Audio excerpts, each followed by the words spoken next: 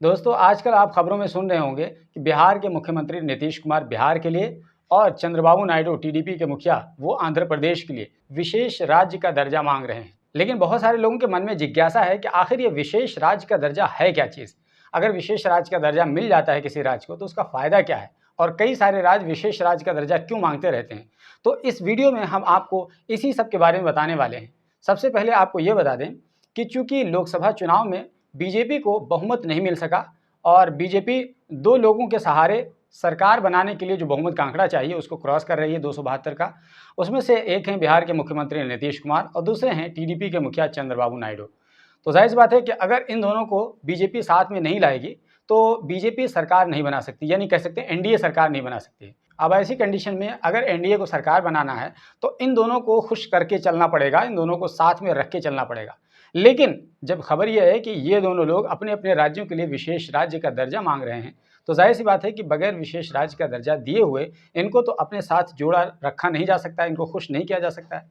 अब ऐसी परिस्थिति में ये बात समझना ज़रूरी है कि क्या बिहार को और आंध्र प्रदेश को, इन दोनों राज्यों को विशेष राज्य का दर्जा मिलने वाला है। तो दरअसल ये तमाम चीज़ें भी डिस्कस करेंगे, लेकिन सबसे पहले आइए आपको यही बता देते हैं कि ये विशेष राज्य का दर्जा होता क्या है एक्चुअल में, ताकि फिर बाद में चीज़ें क्लियर होती चली जाएँ। दरअसल विशेष राज्य का दर्जा, जैसे कि शब्द ही से पता चल रहा है, विशेष, स्पेशल, राज्य, स्टेट और दर्जा, स्टेटस, यानी स्पेशल स्टेटस राज्य, यानी ऐसा कोई राज्य जिसको स्पेशल तरीके से ट्रीट किया जा रहा हो। स्पेशल क्या? उसको कुछ अतिरिक्त सुविधाएं दी जा रही हों अलग अलग सेक्टर में। अब वो सुविधाएं क्या हैं अभी आपको बताऊंगा। तो दरअसल जब किसी खास राज्य पर ज़्यादा फोकस किया जाए, किसी बच्चे पर मान लीजिए कि पेरेंट्स ज़्यादा मेहरबान हों तो आप कह लीजिए कि इस बच्चे को विशेष तौर पर उसको एक दर्जा मिला हुआ है। तो बस इसी तरीके से आप समझ लीजिए कि भारत में जितने भी स्टेट्स हैं, अगर किसी स्टेट पर केंद्र सरकार कुछ ज़्यादा ही न्यौछावर करने लगे, कुछ ज़्यादा सहायता देने लगे, कुछ केंद्रीय करों में छूट देने लगे, तो ये समझ लीजिए कि इस राज्य को विशेष राज्य का दर्जा मिल चुका है। अब ये तो मोटा मोटा एक ब्रॉड है, लेकिन उसको हम टेक्निकल तरीके से समझते हैं कि इनफैक्ट अगर किसी भी राज्य को विशेष राज्य का दर्जा दे दिया जाता है तो उसको क्या क्या सहूलतें मिलती हैं। सबसे पहली बात तो ये होती है कि उसको जो केंद्र सरकार के ज़रिए से फंड मिलता है वो पहले, यानी अगर नॉर्मल स्टेटस है तो 60% केंद्र सरकार देता है किसी भी पॉलिसी को लागू करने के लिए और 40% राज्य को लगाना पड़ता है और 60-40 का रेशियो मिलकर के 100% बनता है और फिर वो उस प्रोजेक्ट को आगे बढ़ाया जाता है। फॉर एग्जांपल कि अगर एक हाईवे बनना है और हाईवे बनना है तो केंद्र सरकार 60% देगी, नॉर्मल राज्य की मैं बात कर रहा हूँ, 60% देगी और 40% वो राज्य लगाएगा। लेकिन अगर किसी भी राज्य को विशेष राज्य का दर्जा दे दिया गया है तो अब उसी पॉलिसी को आगे बढ़ाने के लिए केंद्र सरकार 60 की जगह 90% पैसा देगी और केवल 10% पैसा ही राज्य को देना पड़ेगा। यानी एक तरफ से 90% मिल गया और मान लीजिए कि 100 रुपये का काम होना है तो 90 रुपया केंद्र सरकार ने दे दिया और 10 रुपया राज्य सरकार ने दे दिया। तो इस तरीके से 90 और 10 के कॉम्बिनेशन के साथ 100 रुपया बन गया और उसको आगे बढ़ा दिया गया। क्योंकि इस कंडीशन में राज्य सरकार पर बहुत कम भार पड़ता है। पहले 40% राज्य सरकार को लगाना पड़ रहा था उस रोड को बनाने के लिए, लेकिन अब उसी रोड को बनाने के लिए राज्य सरकार को केवल 10% पैसा लगाना पड़ रहा है। तो ये एक वित्तीय सहायता होती है। विशेष राज्य का दर्जा मिलने की सूरत में एक और भी फायदा होता है, जैसे कि स्पेशल डेवलपमेंट बोर्ड का गठन हो जाता है, जिसके कारण वो उस राज्य का पूरा चौमुखी विकास होने लगता है। इसके साथ साथ ही local government job and educational institution में आरक्षण मिलने लगता है। इसके अलावा ये भी एक फ़ायदा होता है कि अगर जिस तरीके से पहले 60% एंड 40% का मामला था और अगर 40% मान लीजिए कि वो राज्य अगर नहीं कंट्रीब्यूट कर पाता तो ये जो 60% केंद्र सरकार ने दिया था वो वापस चला जाता है केंद्र सरकार को। यानी आपने 40% ना दे करके वो 60% अवेल नहीं किया इस तरीके से। लेकिन अब ये है कि अगर विशेष राज्य का दर्जा मिल जाता है तो केंद्र सरकार को तो एक तो ये है कि ज़्यादा सहायता देनी होती है और केवल 10% राज्य सरकार कंट्रीब्यूट करता है और अगर मान लीजिए कि कंट्रीब्यूट नहीं कर पाया तो वो साल भर में वापस नहीं जाएगा बल्कि वो कैरी फॉरवर्ड हो जाएगा। इसी तरीके से अगर इन्वेस्टमेंट के अंतर्गत अगर कोई वहाँ पर कोई सेटअप लगाना चाहता है, यानी विशेष राज्य का अगर किसी राज्य को दर्जा मिला हुआ है तो वहाँ पर अगर कोई सेटअप लगाना चाहता है, कोई फैक्ट्री लगाना चाहता है तो केंद्र सरकार के कुछ करों में छूट मिलती है, जैसे कि कस्टम ड्यूटी हो गया, एक्साइज ड्यूटी हो गया, इनकम टैक्स हो गया, सेल टैक्स हो गया, कॉरपोरेट टैक्स हो गया। इन तमाम टैक्सेस में छूट मिलती है और जब इन टैक्सेस में उस व्यक्ति को या उस फैक्ट्री को, उस कंपनी को छूट मिलेगी। अब इस कंडीशन में क्या होगा कि उसके पास ज़्यादा पैसे बचेंगे, और जब ज़्यादा पैसा बचेंगे तो जाहिर सी बात है वो जो पैसा बचा हुआ है फिर वो दूसरी जगह इन्वेस्ट होगा, या यूँ कह लीजिए कि वो पैसा मार्केट में जाएगा और उस राज्य में रहेगा। तो एक तरीके से पैसा भी बढ़ गया और बहुत सारे लोगों को एम्प्लॉयमेंट भी मिल गया, यानी जो फैक्ट्री लगी उसमें बहुत सारे लोगों को रोज़गार मिला, और इसके साथ साथ ही बहुत सारे और भी निवेश आएंगे। यानी यूँ कह लीजिए कि पूंजी निवेश उस राज्य में बढ़ जाएगा, और जब पूंजी निवेश उस राज्य में बढ़ जाएगा तो फिर उस राज्य का स्तर धीरे धीरे सुधरता चला जाएगा, क्योंकि उसको कम टैक्स देना पड़ रहा है केंद्र को। तो इस स्थिति में न केवल ये कि इन्वेस्टर्स बढ़ेंगे, बल्कि जो राज्य सरकार है वो भी हाथ खोल करके पैसा खर्च करेगी, क्योंकि राज्य सरकार की देनदारी भी कम होती चली जाएगी, और जो भी बचत का पैसा होगा वो दूसरे योजनाओं के लिए इस्तेमाल होने लगेगा।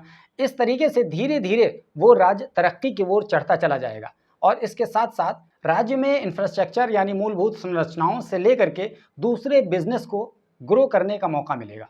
ये विशेष राज्य का दर्जा दिए जाने के बाद इसके फायदे हैं। यानी कुल मिला के ये कहें कि विशेष राज्य का दर्जा इसलिए दिया जाता है ताकि किसी भी राज्य का जो पिछड़ापन है उसको खत्म कर दिया जाए। तो विशेष राज्य का दर्जा देने का ये सब मुख्य फायदा होता है। अब अगला सवाल ये है कि अगर विशेष राज्य का दर्जा मिल जाने से इतना सब कुछ फायदा है, तो बाकी दूसरे राज्य भी विशेष राज्य का दर्जा क्यों नहीं डिमांड करते हैं? तो दरअसल इसके लिए कुछ शर्तें हैं कि अगर ये शर्तें आप मीट करते हैं तभी आपको विशेष राज्य का दर्जा दिया जाएगा। जैसे कि उनमें 5-6 बिंदु हैं। उनमें से एक ये है कि दुर्गम वाला राज्य हो, यानी ऐसा राज्य हो जहाँ पर बहुत दुर्गम परिस्थितियाँ हों।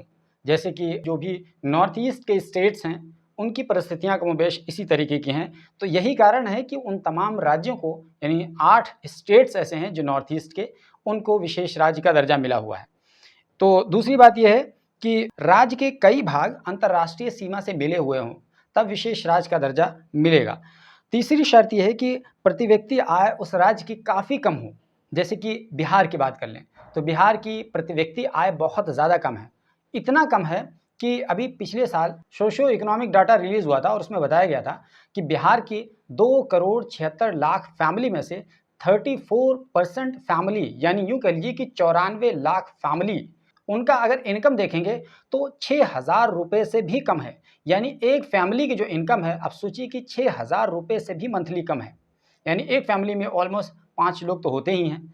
अब 5 लोगों की अगर इनकम आप देखें तो क्या कोई एक फैमिली 5 लोगों की या 6 लोगों की वो 6,000 रुपये में सर्वाइव कर सकती है? नहीं कर सकती है। तो ज़ाहिर-सी बात है कि, और ये आबादी 34% की है। आप सोच लीजिए कि 2,76,00,000 फैमिली में से 94 लाख की फैमिली का ये रेशियो है। तो अब अंदाज़ा लगाइए कि बिहार में प्रति व्यक्ति आय कितना ज़्यादा कम है।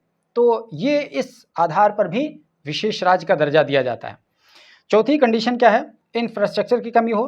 पाँचवीं कंडीशन क्या है? जनजातीय आबादी हो, यानी शेड्यूल ट्राइब के लोग वहाँ ज़्यादातर लोग रहते हों। इसी तरीके से छठी कंडीशन क्या है? इन सब के अलावा राज्य के पिछड़ापन, भौगोलिक स्थिति, सामाजिक समस्याएं भी इसका आधार हो सकती हैं। तो जो बिहार को बार बार राज्य का दर्जा दिए जाने की बात कही जा रही है ना, वो इसी छठवीं कंडीशन की बुनियाद पर दी जा रही है कि उसकी जो कंडीशन है, यानी सामाजिक समस्याएं, भौगोलिक स्थिति उसकी ऐसी है कि वहाँ जैसे कि सैलाब आ जाता है, बाढ़ आ जाता है, तो वो सामाजिक समस्याएं और भौगोलिक स्थिति के कारण बिहार को विशेष राज्य का दर्जा दिए जाने की बात कर रहे हैं या मांग रहे हैं। तो बहरहाल ये 5-6 पॉइंट्स पर ये कंडीशंस हैं। इन शर्तों को अगर कोई मीट करता है राज्य, तो फिर उसे विशेष राज्य का दर्जा मिल जाता है। अब सवाल ये है कि क्या संविधान में इस तरह का कोई प्रावधान है? तो इसका जवाब ये है कि संविधान में किसी भी राज्य को विशेष राज्य का दर्जा दिए जाने का कोई भी प्रावधान नहीं है। हाँ, अलबत्ता आर्टिकल 371 के अंतर्गत विशेष केंद्रीय सहायता का प्रावधान रखा गया है। बस उसी को बुनियाद बना करके विशेष राज्य का दर्जा दिए जाने की शुरुआत कर दी गई। और ये कब से की गई? ये 1969 यानी 1969 जो 5th फाइनेंस कमीशन गठन हुआ था, यानी हर 5 वर्ष में एक फाइनेंस कमीशन गठन होता है और वो डिसाइड करता है कि वेल्थ का डिस्ट्रीब्यूशन कैसे होगा, यानी जो पैसा है वो केंद्र टू राज्य कैसे डिस्ट्रीब्यूट किया जाएगा। यानी अगर राज्य को मिलना है तो किस राज्य को कितना मिलना है। जैसे मान लीजिए कि राज्य टू राज्य भी उसको डिस्ट्रीब्यूट किया जाता है और केंद्र टू राज्य भी इसको डिस्ट्रीब्यूट किया जाता है। तो इस तरीके से ये फाइनेंस कमीशन 5 साल के लिए बनाया जाता है और वही डिसाइड करता है। तो वो जो 5th फाइनेंस कमीशन बना था, उसने 1969 में इसको रिकमेंड किया था नीति आयोग को, और नीति आयोग ने इसको एक्सेप्ट किया था और फिर बाद में वहीं से विशेष राज्य का दर्जा मिलने की शुरुआत हुई थी। तो सबसे पहले कुछ राज्यों को मिला था, जैसे कि 1969 से लेकर के 1974 तक असम, नागालैंड और जम्मू कश्मीर को विशेष राज्य का दर्जा मिला था।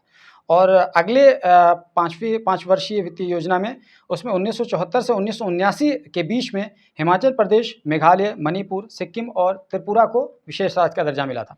और 1990 में अरुणाचल प्रदेश और मिजोरम को विशेष राज्य का दर्जा मिला था और 2001 में उत्तराखंड को विशेष राज्य का दर्जा मिला था। तो कुल मिलाकर के अब तक 11 ऐसे राज्य हैं जिन्हें विशेष राज्य का दर्जा मिल चुका है। हालांकि तेलंगाना को भी मिला था, लेकिन तेलंगाना से रिट्रैक्ट कर लिया गया था क्योंकि तेलंगाना डेवलप्ड हो गया था। तो बहरहाल तेलंगाना 2014 में आंध्र प्रदेश से अलग होकर के एक अलग राज्य बना था। तो चूंकि हैदराबाद तेलंगाना में है और हैदराबाद की वजह से तेलंगाना का जो पूरा राज्य है वो काफ़ी विकसित हुआ, क्योंकि हैदराबाद बहुत ज़्यादा रेवेन्यू जनरेट करके तेलंगाना को देता है। और उधर आंध्र प्रदेश वो कोस्टल एरिया है, वहाँ पर बहुत ज़्यादा कोई ऐसा सुविधाएं नहीं है, तो इसकी बुनियाद पर कह सकते हैं वो पुअर स्टेट में कंसीडर कर लिया गया। तो इसी वजह से आंध्र प्रदेश भी मांग रहा है कि हमें विशेष राज्य का दर्जा दे दीजिए ताकि हम अपनी उन्नति कर सकें, हम अपना उत्थान कर सकें।